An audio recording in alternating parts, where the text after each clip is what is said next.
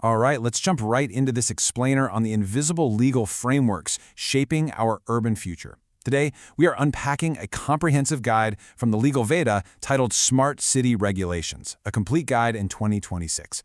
So whether you're building this tech, planning city infrastructure, or you're just a citizen wondering how all this works, we're going to map out exactly how cities are balancing this incredible technological innovation with the very real need to protect your privacy and your safety. Here is our quick roadmap for today. We're covering the legal shift, privacy and security, global rules, a practical compliance checklist, and we'll wrap up with the future of urban tech. Starting off with Section 1, Legal Shift, the digital transition. To really grasp why this matters, I want you to imagine a real-world scenario. Let's say you're driving, and you accidentally run a red light. Happens to the best of us, right? Well, a smart camera, which is tied into this sprawling Internet of Things network, captures not just your car, but it gets your face and your license plate. The system then instantly cross-references that data with a government database and maybe even rental company records just to issue you a fine. Think about what just happened there. The city collected, processed, and stored your highly personal information across multiple, interconnected systems. If the city drops the ball and mishandles that data, or if hackers get in, the fallout is absolutely massive. This exposure to overlapping local, state, and international privacy breaches is exactly why we desperately need a new kind of legal framework. So let's get our baseline terms straight. Smart city regulations are the legal rules governing how cities use technology, data, and connected infrastructure to deliver public services. You can kind of think of these regulations as the new sheriff in town. Their entire purpose is to tame this digital Wild West by balancing cutting-edge innovation with essential public safety and privacy. I mean, they govern the whole shebang, everything from the sensors under the pavement to facial recognition cameras on the street corner. And there are 5 core components making up these regulations because, you can't just install a smart grid and call it a day. First, you have data privacy and protection, which is huge, especially when you're dealing with sensitive biometric data. Second, you absolutely need strict cybersecurity standards to prevent a network-wide hack. Third is interoperability and technical standards, just to make sure different vendors' systems can actually talk to each other. Fourth, you need crystal clear procurement and public-private partnership rules to figure out who actually owns the data at the end of the day. And finally, environmental compliance, making sure these massive tech rollouts actually align with the city's sustainability goals. Moving on to Section 2, Privacy and Security, Protecting Urban Tech. When we start talking about privacy, a lot of people think, well, just anonymize the data, right? Problem solved. Actually, scratch that. It doesn't really work anymore. Privacy researchers have found that simply stripping names from a dataset just isn't enough. If you combine a few anonymized datasets, let's say you mix location data with water usage patterns, it significantly bumps up the chance that someone can re-identify a specific person.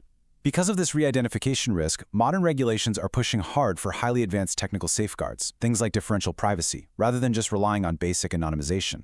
And because all this smart infrastructure is so deeply interconnected, the attack surface is, frankly, massive. Hackers aren't just targeting one isolated server anymore. They can literally simultaneously target traffic systems, water treatment facilities, and power grids all at once. The stakes are monumental.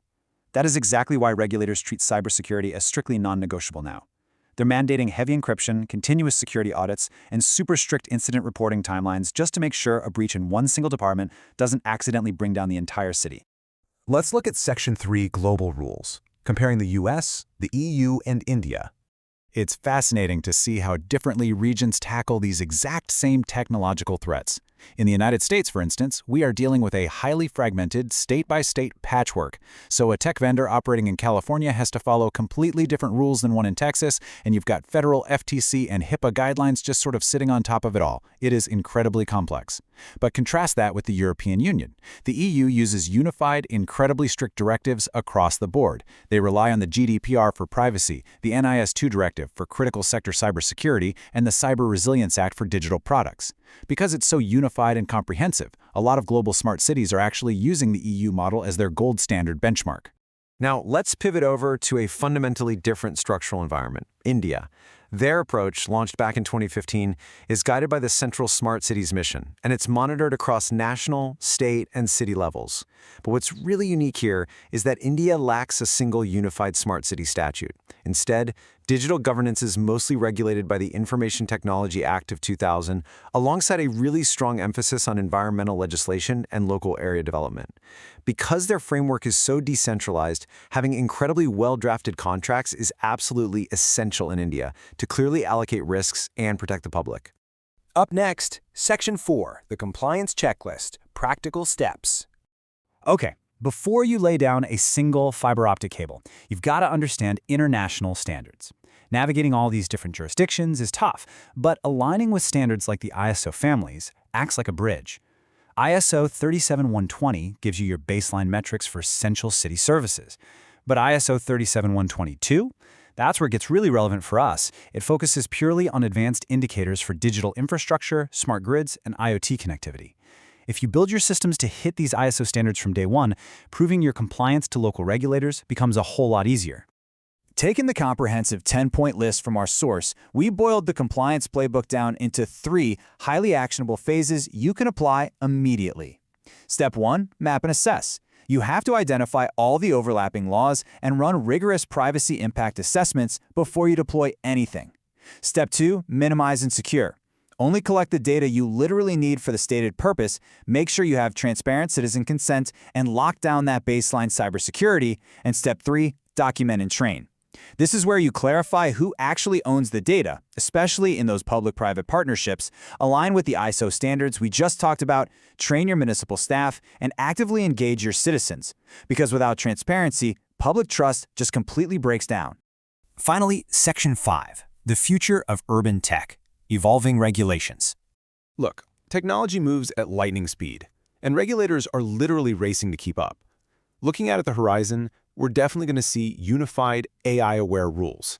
Regulators are starting to deeply scrutinize automated decision-making. We're talking about things like predictive policing or automated permit approvals. We'll also see much stricter global cybersecurity certifications. Crucially, we're going to see formal human rights and social equity assessments to make sure the smart infrastructure doesn't accidentally marginalize vulnerable populations.